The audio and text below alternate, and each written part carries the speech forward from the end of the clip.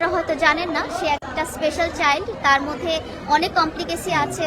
সে autistic baby এবং তার মধ্যে অটিজম আছে, এডিএইচডি আছে, স্লিপ ডিসঅর্ডার আছে।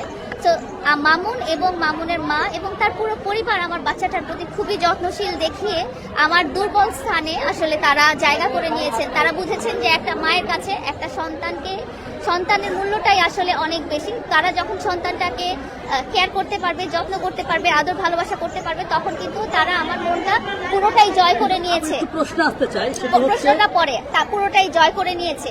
তারপরে যখন আমরা একসাথে থাকা শুরু করি, তো তখন আমি ওকে বলি যে আসলে এইভাবে আমরা একসাথে থাকতে পারি না, যদিও তোমার মা আমার বাসায় অবস্থান করছে, তারপরেও আমরা আসলে একসাথে থাকতে পারি না। তখন আমাকে উদাহরণ দেওয়া হয় যে মামুন যেহেতু একটা ভালো সোসাইটিতে চলে আসছে এবং তোমার যেহেতু ফিনান্সিয়াল এবং সোশ্যাল একটা ব্যাকআপ পাচ্ছে, তো এই ব্যাকআপটার জন্য সে আসলে সারা জীবন ওয়েট করেছিল এবং বিভিন্নভাবে সে উপরে ওঠার চেষ্টা করছিল।